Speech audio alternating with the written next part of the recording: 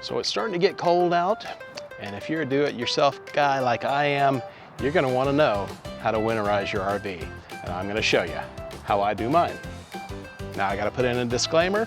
This is the way I've decided to do it after some research on YouTube, watching some Forest River videos.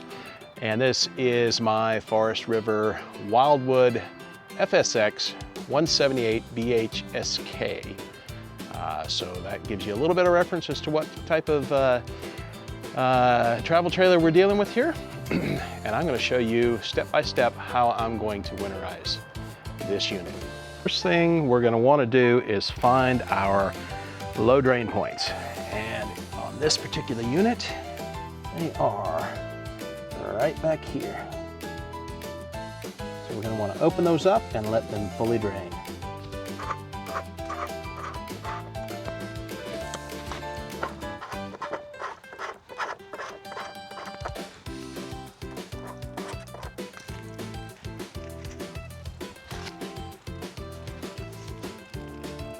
All right, after it's fully drained, I'm going to take a little rag and wipe out these caps, try to dry them off as much as possible.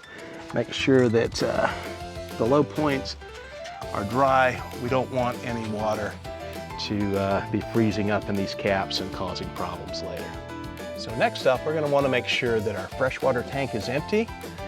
I have actually installed a drain valve on this so that I can open it and drain it fairly easily. It's an easy, quick Amazon purchase to get that done. So our freshwater tank is empty. Now we're gonna continue to drain the lines before we add the antifreeze. First thing we're gonna do inside is we will turn on our water pump, and then we will open the faucets here and see if we have any water coming out.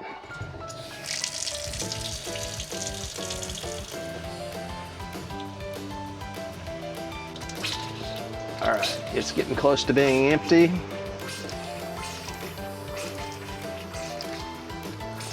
So we'll switch it over to the hot water side, see if anything comes out there.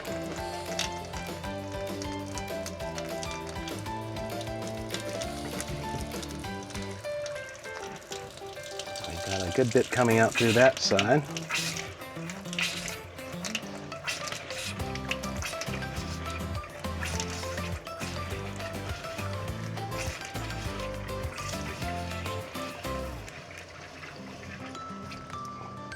All right, so that gets those drained. Now we're gonna go do the same thing at the bathroom sink, the shower, and also the outdoor shower. After we're done with that, we're gonna turn that pump off so that it doesn't continue to run dry. We don't want it running dry for too long. So next up, we need to blow out the city water line and the black tank flush line. Those aren't going to have glycol flowing through them, so we want to make sure that they're blown out. I do have my air compressor here. Recommended setting for the tool pressure is 20 psi. So I'm going to hook up this little adapter that I got off Amazon. It's about $15. It's an RV winterization kit, and that will allow me to connect my air pressure to the water connection on the RV. All right, first up, we're gonna connect to the black tank flush.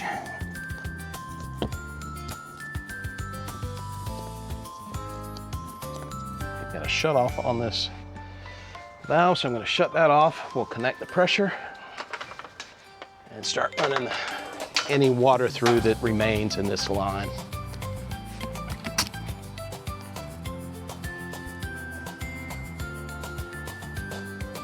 When I did that, my tool pressure actually went down to 0, so I had to turn it up a little bit. And this is leaking just a little bit. There goes the air compressor coming on to maintain the pressure. All right, I think that should be good. Now we're gonna move over to the city water connection. All right, I'm gonna turn this hose on.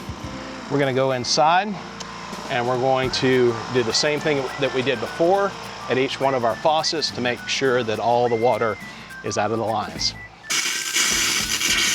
Okay.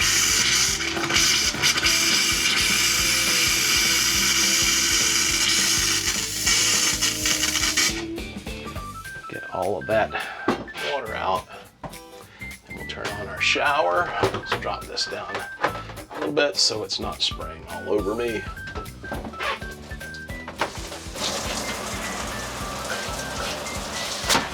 Woo.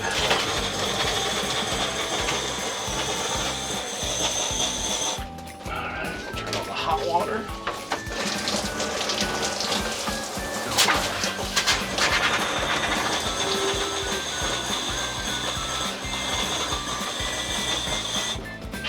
All right, and then last but not least, we have our outdoor shower.